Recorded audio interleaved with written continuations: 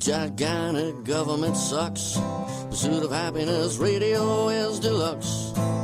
Liberty and freedom will make you smile. The pursuit of happiness on your radio dial. Just as cheeseburgers and liberty fries, it's pursuit of happiness time.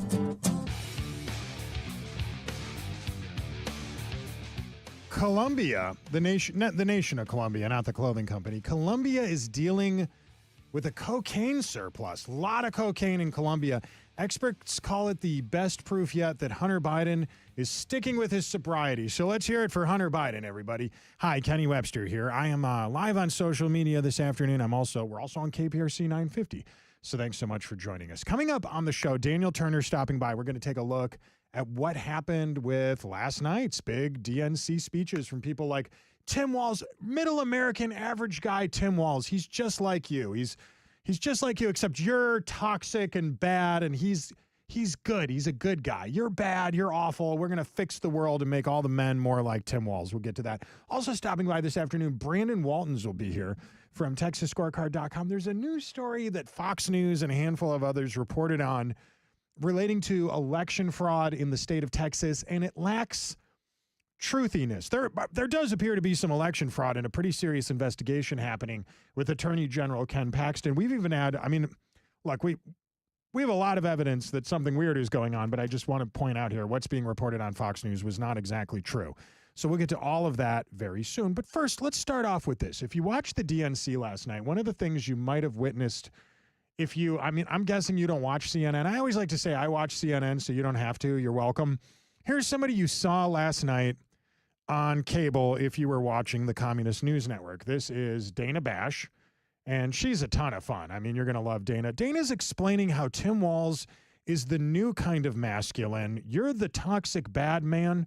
He's the good. We need more men like Tim Walz. Explain it to us, Dana. But they are doing so in trying to put forward male figures, Tim Walz being one of them, Doug Emhoff last night, who can speak to men out there who might not be the sort of testosterone-laden, gun-toting kind of guy who wants to listen to Hulk Hogan and the kind of players that came out at the RNC, or might want to listen to that, but also, in addition, understand that it's okay in 2024 to be a man comfortable in his own skin who supports a woman. And that's something that they really are trying to work on with male voters beyond the base. So what we're really trying to do here is rewire men to understand you're bad in all. If you don't support Kamala, it means you hate women. That's the narrative, right? Now, if Tim Walz is a better man than the toxic males on the right, people like presumably you and I, if you're watching this video right now, why did he admit that he ran away from war? Here's another question. Why did he admit that he couldn't father a child? Tim Walz is such a bizarre solution to the Democrats' obvious dilemma this election cycle. It all started with Joe, right? We had Joe Biden before, and the Democrats, they had a very simple problem. A couple months back, we all remember Joe. They had this old white guy who lies a lot and embarrasses himself. So what did they do? They replaced him with another old white guy who lies a lot and embarrasses himself. That's all. It's the same. Here's the old boss, the new boss, same as the old boss. It's a song by The Who. Here's the new boss, same as the old. Joe's out, Tim's in. Before we had Joe lying about being a moderate, he campaigned as a moderate, said, I'm not Bernie Sanders. And then what we got was a commie sympathizer, a guy that pushed for every far left agenda. You remember at the end of Joe Biden's campaign, the people defending him, the only people that wanted Joe to stay in the race were people on the far left. Weirdly enough, people like AOC and Bernie Sanders. And Joe had all these strange lies about, besides being a moderate, that his uncle was eaten by cannibals and his son died at war, and he once got arrested hanging out with Nelson Mandela, and he invented the guitar and Velcro and all these other things, and the list goes on. And now we got a new guy. Tim's lies are a little different. Lies are lies, but Tim is a gun-grabbing leftist, but we're supposed to like him because we saw a photo of him dressed in camo on a hunting trip. So he's like you if you like guns. He wants to take your guns, but he's like you. And then, of course, the camo hats. Who forgot the Rolling Stone article this week? Now we have Brooklyn liberal hipsters ironically wearing that camo hat to mock the very group of people Democrats are trying to pander to, which is people like you. So meanwhile, Tim claims to own no stock. He doesn't have any stock, doesn't have any mutual funds, doesn't have a 401k, none of that. But we're supposed to believe that a guy who owns no real estate and has no investments knows how to fix the economy. And of course, it was his party's policies that created all these economic issues we're having. But then there's the issue of building a family. And this is one of those things I don't know how to wrap my mind around this. Tim has spent the last couple of weeks traveling around the country talking about how he couldn't father a child. He's a man's man. He's a manly man, but he couldn't father a child without in vitro fertilization. And then his wife came out and said, actually, that's not true. He's just lying about that. So he lied about not being able to father a child, but also that makes him a man. And then, of course, the issue of his military service. We've heard about this over and over again. The guy lied about his rank. He lied about serving in Iraq. He lied about serving in Afghanistan. He even claimed he got PTSD during a time period when he was supposedly in Italy. Nobody gets PTSD from eating fettuccine Alfredo. It doesn't work like that. And perhaps the most despicable of all of his lies, when his country called on him to go to war, he left the military. They said, we need you. Tim, this is the time. You got to lead this group of men into war. And Tim said, nah, not going to do it. But he's a man. You're toxic. Dana Bash says, you're toxic masculinity. Tim Walz is a man's man. You're the problem. He's great. Do you buy that? Does that make any sense to anybody out there? It's very bizarre, right? The irony.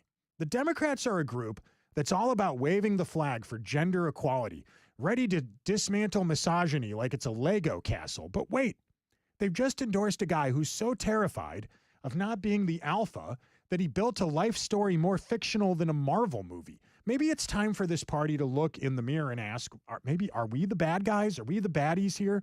The saga of Tim Walz is basically a story of where the truth is more convoluted than a spaghetti Western plot. Here's a man who's been playing a game of who's the alpha with his self-written, very flexible autobiography, only to find out he's using the wrong playbook. And of course, he's supposed to be a coach. In the wild world of human antics, where being an alpha is like winning the imaginary crown of top dog, Walz probably thought he needed to juice up his military resume to fit the part. I mean, after all, who wouldn't want to be seen as the Rambo of liberal politics? And that's exactly what he's doing here. And as all this is happening, he's competing with someone who recently got shot for his country during a political speech and then walked away from that moment with his fist in the air chanting, "Fight, fight, fight." Donald Trump's not a man, even though he did that. But Tim Walz, who lied about his military service and conceiving a child and so many other bizarre things, he is a man. Trump's toxic masculinity, Tim Walz, who prances around on stage like Richard Simmons, that's what you want to be. And oh, by the way, what about the other guy from the Harris-Walz campaign? No, I'm not suggesting Kamala is a tranny or anything like that. No, the other person is Doug Emhoff. We don't talk much about the second gentleman, Doug Emhoff, husband of Kamala. I'm told by a friend that Kamala actually doesn't call him Doug. Around the house, she calls him Jack. Don't laugh at that joke if you got the joke. But seriously, Doug might actually be worse than Tim is when it comes to masculine values. When it comes to toxic masculinity, Doug Emhoff is a guy who broke up his family, got his nanny pregnant, and then later on became the face of his wife's abortion extremism campaign. Is that what real toxic masculinity looks like? It sounds like it. At the end of the day, what we should really take away from all of this about Tim Walz being a man's man and Donald Trump's too toxic is this is simply that American liberals hate Western men, just like they hate Western values. But ironically, people from all over the world right now, third world countries all over the globe, are trying to get here to the United States as fast as they can. Why? Simply to enjoy what we have right now.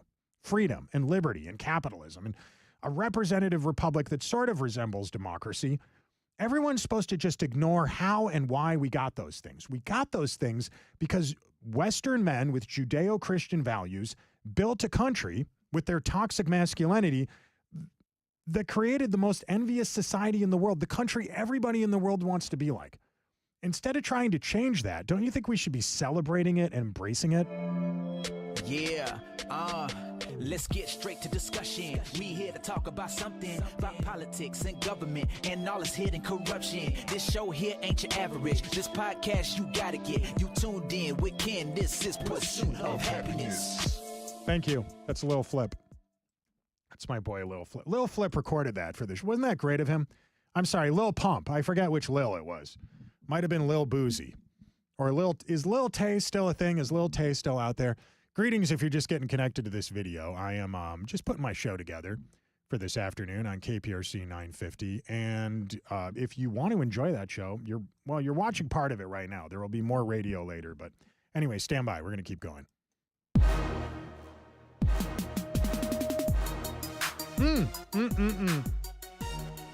There's a new study out. It says 60% of baby foods in U.S. grocery stores are unhealthy. You know the worst baby food of all of them? I just picked up a jar of this the other day. Gerber pulverized glass shards. Do not give that to your children. It's very bad. Really awful stuff. Also, EVs all over the news today. Kamala Harris had to go out and pander as hard as she could to the Dearbornistan, Hamas-loving Islamic extremists living outside of Detroit because she knew that her EV policies were going to drive away there's like 1 million auto workers in the state of Michigan that are not going to vote for her because 60% of them lose their job if we move to a system where we have more EVs. And that's not going very well. They had an EV plant outside of Memphis that is not going to construct any EVs till 2027 simply because of lack of demand. And now we've learned Ford is recalling 85,000 cars due to fire concerns. When they heard the news, Tesla just thought that was adorable. I kid. I like Tesla. Actually, I don't. But if I had to drive an EV, it would be Tesla. But anyway, I digress. If you're just turning on your radio, coming up in a little bit, my buddy, who's coming by? Brandon Waltons is going to be here. We have a news story on the way. We're going to talk about what Fox News is reporting. Look, there's nothing more important than the truth, right? That's what I think. And Fox News is reporting a story about election fraud in the state of Texas, and everybody got the details wrong. So we'll get to that real soon. But before we do, let's talk a little bit about this. Earlier we were talking about Tim Walz being the Midwest's man. Like, here's a headline. Let me put this on the screen for you guys. For those of you watching me on actually I won't. I'll just read it to you. The Independent has the following headline: Tim Walz is clearly a Midwest man, but he's the antidote to toxic MAGA masculinity. So Tim Walz's job right now for Kamala Harris is to go out and try to pander to independent voters in the Midwest. Obviously, it's a presidential election, but really specifically libertarians. They think that Tim Walz is the guy that's going to get libertarians to vote Democrat for the first time in like forever. Watch this clip from last night. Because in Minnesota, we respect our neighbors and the personal choices they make. And even if we wouldn't make those same choices for ourselves, we've got a golden rule. Mind your own damn business. Wouldn't it be great? Wouldn't it be great if that was actually their golden rule? Wouldn't that be amazing? Does that sound like the Democrats to you? Mind your own damn business. I've never known a Democrat in my life who wanted to I've never met a Democrat that wanted to mind their own business. So there's been a lot of fake libertarianism on display this week at the DNC when Tim Walz spoke. And my question for you is this: is there any political party that wants you to have less freedom than the Democrats do here in the United States? Well, let's talk about the Democrats. I want to own a gun, right? Whether I want to own it for my own protection, target practice, or simply to stop commies from invading from a foreign country. But Democrats are like, no, you want to own a gun? Here, fill out this form, take this class, jump through these hoops. Let's ask your ex-girlfriend if she thinks you should own a gun. That's basically what red flags laws are, right? Oh, and they love their red flag laws. It's like they're trying to make me earn a PhD in firearmology. And of course, gun safety is important, no doubt about that, but the more rules, the better when you're Tim Walz. But Tim Walz was seen in a photograph holding a rifle, so obviously he's pro-gun. And what about something less controversial? Okay, guns are controversial. I get it. Okay. Gas stoves. Even wood-burning pizza ovens in New York City, they've tried to overregulate that. Forget about it. I mean, I want to cook with gas. No, you can't cook with gas. Here's an electric stove. It's safer for the planet. And just coincidentally, we can shut it off remotely if you don't act right. But so what? Look, I I just want to make an omelet and some steak. I'm not trying to perform a science experiment here. Whatever you buy, they want to regulate it. They want to control it. They want to tax it. Oh, you ordered something on Amazon? That'll be an extra $10 for the privilege of getting your package. Yeah, that's a thing they do in some states. It's like they're saying, we know you love your stuff, but we're going to make you pay for the love. We love you, but we just want to make sure you appreciate it enough to pay for it. And like a lot of you, I work very hard for my money. And they take it like it's their own personal piggy bank. That's what the Democrats do. If they want to mind their own business, doesn't really feel like it when it comes to economic issues. And then there's the topic of homeschooling. Now, I'm not a parent, but I know a lot of you are, and I spend a lot of time talking about this topic on this show. You want to teach your kids at home. Okay, here, let's send a government agent to your house to make sure you're not turning them into agents. We'll send government, like ninjas or whatever. They don't want your kid to learn something that hasn't already been approved by the federal government. The thought of the Department of Education going away and leaving it to the states to decide how we educate kids terrifies them. Spend more money on education, have worse curriculum, and then year after year, we wonder why we keep moving down the list of the countries on earth with the best education system. Well, look who's been in charge of it this whole time. They'll send government agents to your house to tell you how to teach your kids, just like they'll send government agents to your house during COVID, during a pandemic, and you know they're frothing at the mouth right now for another pandemic. The latest report is that all over the country, well, not all over the country, in about roughly 1/3 to half of the country, suddenly COVID levels are up again. Wait, which states is that in? Oh, blue states. What a weird coincidence that is. In blue states, and of course the COVID-idiots and the cult of COVID will look at you and say, oh, you want to go to church? Sure, but only if you can all fit inside of a phone booth with your whole congregation. It's like they forgot the free part of freedom of religion. You don't get to decide that for us. Hell, Tim Walz set up a snitch line when he was governor of Minnesota, encouraging people to rat out their fellow citizens for violating COVID protocol. Does that sound like somebody that wants to mind their own business? That is the definition of not minding your own business. So they're all about freedom, but only if it's their kind of freedom. If you want to live your life the way you see fit, nah, that's not really on the menu, kids. They're freedom, sure, as long as it's on our terms. That's what the Democrats believe. Not even from a party that's supposed to be all about freedom. They're nothing about freedom. So Tim Walz says, quote, in Minnesota, we respect our neighbors and the personal choices they make, even if we wouldn't make some of those choices ourselves. We've got a golden rule, mind your own business. If Democrats actually believed that, we wouldn't need Trump to run for office. According to the DNC's 2024 narrative, Democrats simply want to be left alone so they could pursue the good life, sometimes with a little government assistance, maybe a little welfare here and there, throw in a little Medicare, Medicaid, throw in a little government mandates, control regulations, price regulations, that sort of thing. But no, it's freedom, everybody. It's freedom to benevolently aid us into their pursuit of control and authoritarianism.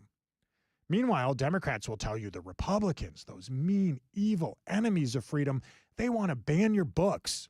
That's something they've talked about all week. I've not seen one book that the Republicans have banned so far show up on a list anywhere. There's a list of books that Republicans don't want to show prepubescent kids in public schools, which feels like something the control everything authoritarian far left would endorse if it's so important to have government curriculum, but that's the exact opposite of what they're doing. Democrats will tell you Republicans want to get between a man and her doctor. But again, that's not what Trump's platform position is on the very touchy subject of abortion. The people that have an abortion van parked outside of the Democrat National Committee right now, where you could get a vasectomy and abortion on your way to go hear a speech from Kamala today, are lying to you about Trump's position on abortion, because of course they are. If they were to actually explain out loud, we'll leave it to the states. The states it's a states' rights issue, which is what Trump's position is. Nobody would get fired up over that. Nobody would cheer and go, hands off my ovaries, because it basically would make most people happy. And by the way, in the Democrats' own words, they have such a control fetish that they don't want to just limit interventions to abortions. They want to make a whole host of other things on the menu here.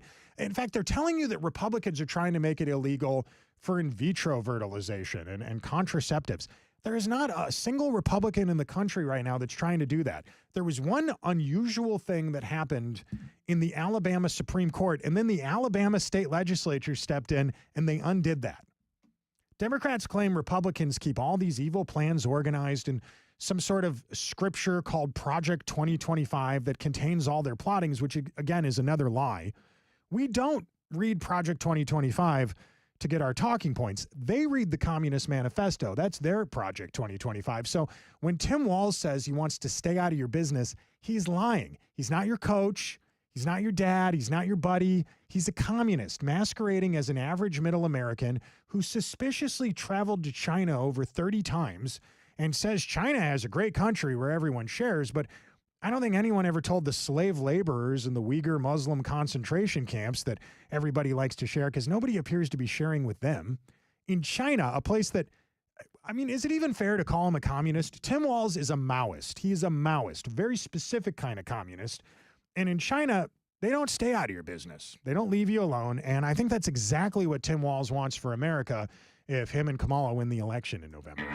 You're listening to Ken Webster's Pursuit of Happiness. Very spicy radio. Hey, gang. Hey, everybody. Is this on? There we go. There we go. Hi. I'm just recording segments for my afternoon show, so thanks for joining in, if you are joining in. Let me get caught up on some of your comments real quick. People leave comments. I never read them, and so people don't always leave comments, but let's see. Jay Jameson Jamal says, yo, back to Facebook Live. Usually listen on app, but since you're not fat anymore, easier on the eyes. Thank you. I did lose weight. It's true. I got one great way to lose weight is to go to thetimelessclinic.com. I bet you thought that I was going to say something else. I wasn't going to make a joke about divorce. I almost did. But you know what else I do? I go to a gym called Starting Strength in Houston. It's on Shepherd, and it's an awesome place to work out at. Most gyms are a cult. Have you ever noticed that? They say that. They say every good gym that has long-term attendee, like other than Planet Fitness or Life, like not big corporate gyms, but Starting Strength kind of is a cult, but in a good way. I love it. If you want to check out a great place to work out at, I'll be there today at 4 o'clock. Jay Jameson says they want men to be pussies. They most certainly do. Jeff says, howdy, brother. Respect. Howdy, you too. And Danny says, God had a plan for Donald Trump. Kenny dodged a bullet having a kid with, oh no, I'm not going to read that on the air. I hope I do have a kid. I hope my goal this year, now that Kenny is single again, is to not be single anymore. But I will tell you this, I did the dating apps a bit on and off over the last few months. Don't recommend that. It's really sterile and awkward and uncomfortable. And I think a lot of the problems that we're having right now with relationships in this country, and this isn't specifically my relationship, but I'm really talking about people that are just a little younger than me. I'm a geriatric millennial. I'm a wise elder millennial.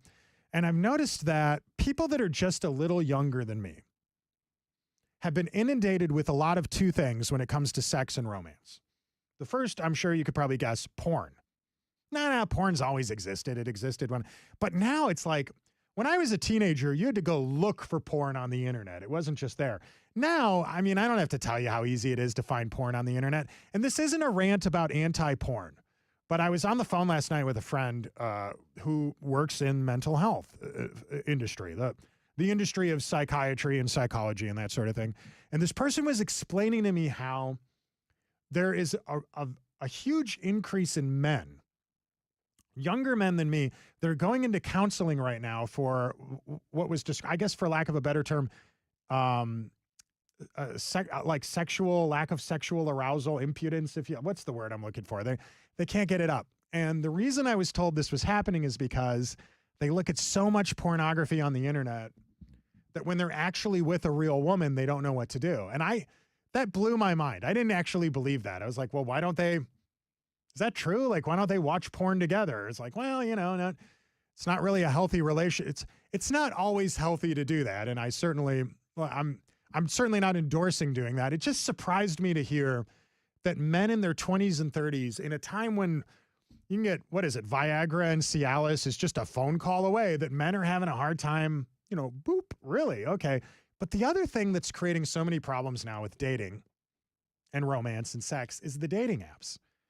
The dating, it's TikTok for your love life. It's instant gratification. It's this serotonin rush. It's this adrenaline rush. It's like, bloop, you matched with someone. And then you look and you chat with them, and maybe you even meet them, right, briefly. But then what do you immediately think? If using the app is a little bit like playing a slot machine, what would happen if you pulled the lever again? Maybe you'd find a better person.